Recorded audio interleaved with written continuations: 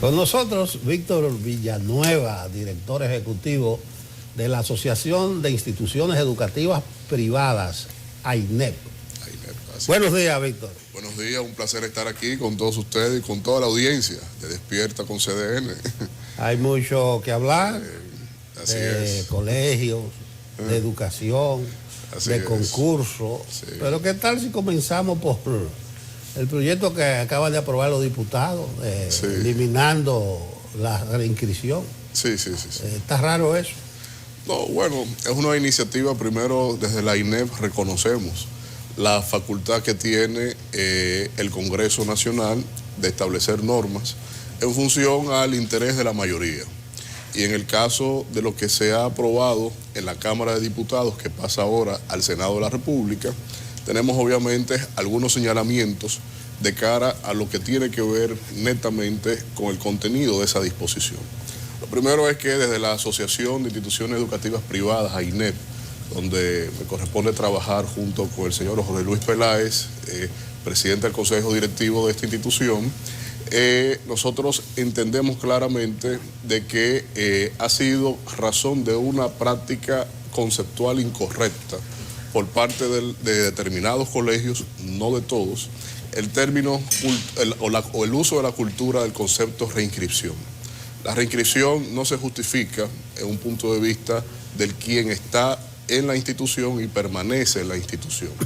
Lo que desde la AINEP nosotros fomentamos, donde en más de 200 instituciones que son parte de nuestra institución, nosotros fomentamos en que las instituciones tienen que establecer claramente cuál es el concepto de cobro en cuanto a lo que es la matrícula de cada plaza que financie un padre. Y en esa interrelación de financiamiento, el padre en la institución establece la modalidad de pago, sea mensual, sea semestral, trimestral, anual, en fin. Y sobre esa base es que ese monto que tiene la matrícula, usted establece no solo el mecanismo de pago, sino de los conceptos en el cual se va a aplicar. ¿Cuál es el cambio sugerente? Es que del monto que tiene, que es una matrícula, una colegiatura, ese monto tiene un pago inicial y a partir de ahí las cuotas mensuales en el caso de que tenga que financiar. Mira, Víctor, yo no estoy de acuerdo con la decisión de los diputados, pero es que ustedes funcionan como empresa privada y a veces se saltan algunos procedimientos. Por ejemplo, me dice una amiga que tiene que pagar diciembre antes del 15. Digo, ¿por qué? Si tú estás presupuestado. No, que de ahí es que sale el doble de los maestros. Entonces ella estaba buscando una buena cantidad de dinero para pagar antes del 15, cuando realmente es el 30 que ella cobra, claro. Y ella paga el colegio entre el 25 y el 30. Entonces son medidas arbitrarias, así como suben la tarifa cada año. Sí. Entonces ustedes tienen que colar su café, claro. No es un tema de práctica colectiva. Cada institución actúa de manera individual. La regulación recae sobre lo que es el Ministerio de Educación.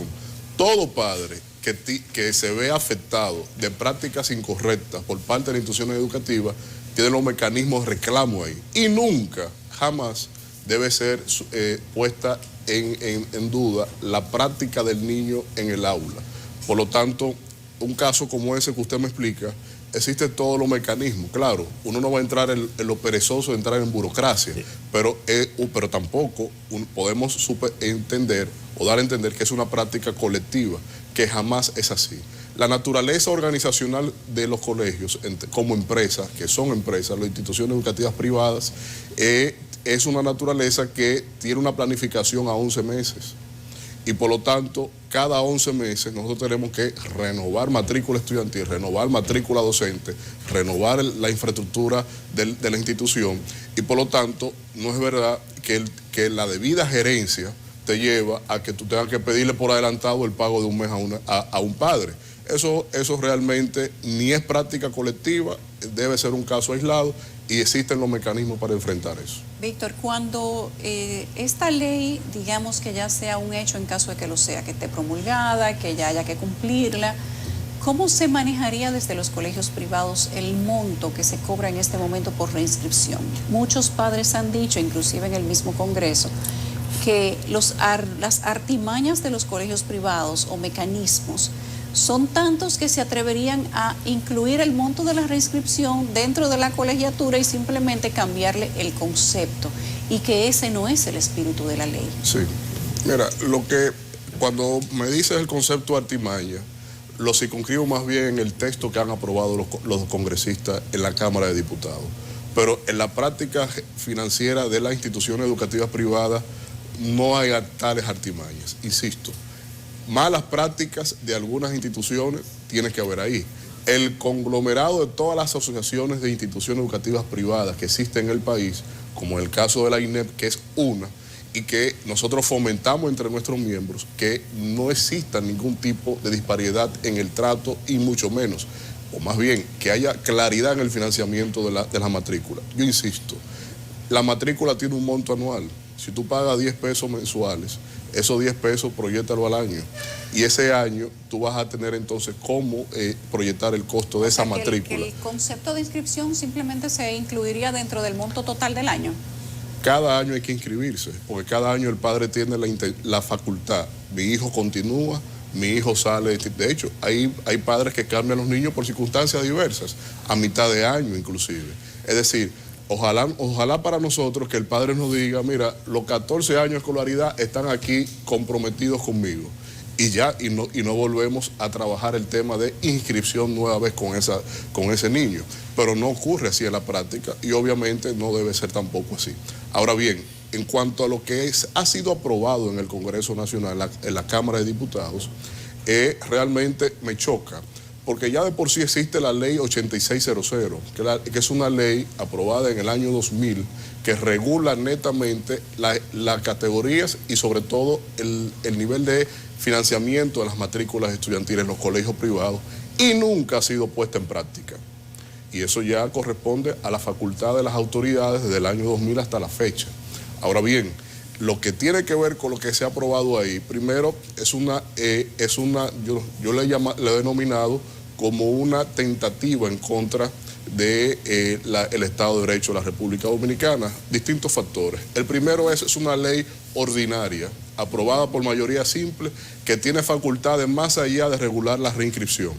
¿Por qué? Porque establece un dispositivo que regula inclusive la admisión de los estudiantes a la institución educativa privada, en los colegios, que ya está regulada en la 6697, que es la Ley General de Educación, que es una ley orgánica, y en jerarquía de normas, como una ley ordinaria me va a reformar, me va a modificar una ley orgánica.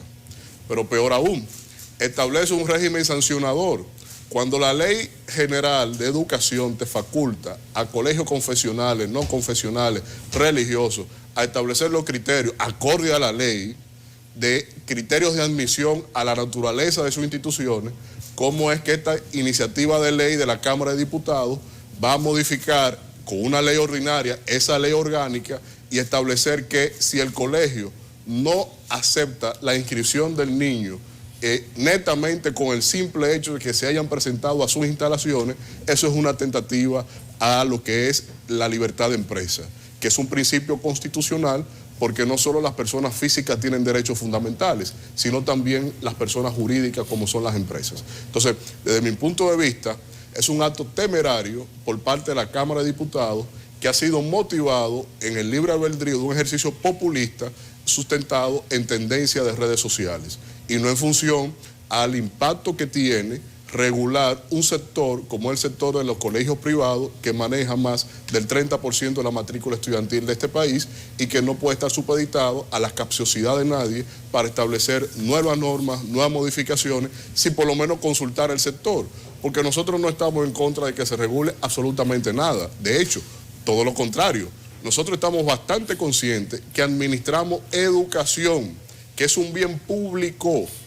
Somos empresas privadas manejando un bien público y todo lo que entre en la dimensión de regulación lo recibimos, y de hecho más que regulados estamos desde lo que impartimos, cómo funcionamos y todo lo que se proyecta de cara a nuestro sector. Entonces, no es verdad que nos vamos a resistir a regulación alguna, todo lo contrario. Ahora, insisto, no puede ser fruto de la capciosidad. Víctor, durante algún tiempo, y sobre todo me refiero al gobierno anterior, Se dijo casi que el sistema educativo público en República Dominicana se había fortalecido de tal manera que los estudiantes estaban saliendo de las instituciones privadas y se estaban sumando al sistema público. Y yo quiero hacer contigo una radiografía de si eso era cierto, de si es cierto actualmente, si hay un flujo importante de estudiantes del sector público al sector privado y cómo lo están viendo ustedes una vez que ya estás acá con nosotros y es bueno también tener esa perspectiva. La única migración que hemos visto lamentablemente ha sido de docentes, pero de alumnos no.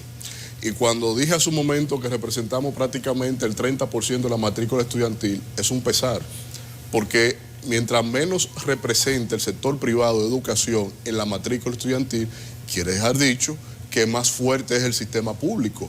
Y todos debemos promover que el sistema público sea fuerte y competitivo. Ahora bien, lamentablemente no ha acontecido así. Lo que ha acontecido es que sí los profesores han preferido, obviamente, por su estabilidad laboral, por el régimen de incentivos que tiene el sistema público, han ido en migración y están permanentemente buscando puestos en el sistema público. Entonces, aquí lo que ha generado esto es un desbalance que de hecho se traspasa los costos propios de la operación de un colegio. Porque aquí como se ha creado un desbalance en lo que es pago a docentes, nosotros hemos tenido que aumentar los pagos a los profesores y eso obviamente eleva la carga y el costo del financiamiento de los estudios privados. Pero no es verdad que los niños de los colegios públicos están yéndose. Para tomarlo como una tendencia, no. Que haya hecho un caso, que haya un nuevo politécnico, una nueva institución especializada. Yo lo vendía incluso como un logro gubernamental. No, realmente a grandes escalas no ha sido así. Realmente. Víctor, tú hablas de la migración docente, sí, del sector privado al público. Vamos a ver algo de la calidad de los docentes en el sector privado. Ahora que el concurso de oposición o por oposición ha puesto en la palestra el tema de ya tú sabes más que yo de eso. ¿Qué seguimiento dan ustedes? ¿Qué vigilancia para la calidad a nivel docente? Bueno, nosotros participamos de una mesa que se conformó con distintas instituciones para por lo menos fungir como observadores y establecer un informe en donde se evaluara el concurso a oposición docente que ha llamado el Ministerio de Educación en facultad propia de la ley y en facultad propia del Consejo Nacional de Educación. Un paréntesis, ustedes son parte de las 15 entidades. Fuimos parte de ahí. Ustedes sí. se fueron de ahí. Nosotros salimos porque ciertamente el trabajo que se estaba haciendo ahí... No, está bien, quería sí. La precisión porque dice el ministro que solamente fueron 2 que se fueron. No. Serían entonces ustedes y otro más. No. Creo que fuimos 13 las que salimos. Creo que quedaron fueron 2. Yo creo que Sí. la matemática de Fulcar está funcionando mal. Habrá que ver ahí con cuál docente hicieron esa matemática. Pero el tema es que las que quedaron fueron mucho menos que las que salimos. Pero en realidad AINEP participó de manera abierta, llana, con el interés pleno, insisto, en que el concurso fuera acorde a las expectativas de la nación. El sistema de educación necesita mucho acompañamiento. Del sector privado tenemos prácticas de formación y prácticas de evaluación constante de estándar inclusive internacional. Y queríamos traspasar un poco de esa experiencia al proceso interno de la República Dominicana. Pero obviamente que la fluidez de informaciones requeridas para hacer un trabajo técnico correcto, acorde a las expectativas del país, de parte del Ministerio de Educación no fueron la más adecuada. Y por eso nosotros en un momento dado firmamos una comunicación por indicación del señor Jorge Luis Peláez, firmamos y salimos porque entendíamos que ya habíamos cumplido una función dentro de esa comisión, pero tampoco quisimos renunciar a la facultad de seguir evaluando, porque de alguna u otra manera, y ustedes tal vez me puedan entender, es mejor estar dentro del proceso, evaluando o teniendo los elementos críticos para señalar con respecto a ese proceso, que verlo netamente de fuera y no tener facultad de opinión. Sí, pero ¿y la calidad de los docentes de ustedes? La calidad de los docentes nuestros, ¿en qué sentido? Porque nosotros siempre tenemos que estar bajo estándares inclusive de acreditación internacional, como tienen muchas instituciones adscritas a la INEP. Los docentes, obviamente que tenemos que no solo seleccionarlos, sino que evaluarlo constantemente para mantener precisamente determinadas acreditaciones, que es el plus. Es el agregado de calidad que se llevan los padres con el sacrificio que hacen de pagar una matrícula privada a nuestros estudiantes. Por lo tanto, permanentemente la formación extracurricular, la acreditación constante de nuestra matrícula docente es un denominador común, es un factor permanente de atención de parte de nuestras instituciones. A propósito que hablas de las acreditaciones internacionales y de la calidad educativa, quiero saber si cuando se habla de que nos quemamos en el PISA, nos va mal en los exámenes internacionales de evaluación, de matemática, lengua española, etcétera, ¿eso solamente se refiere a la educación pública o si ahí también está la educación privada? Lo que pasa es que el muestrario que se toma es un muestrario bastante complaciente, porque utilizan esencialmente poblaciones estudiantiles que no son la más...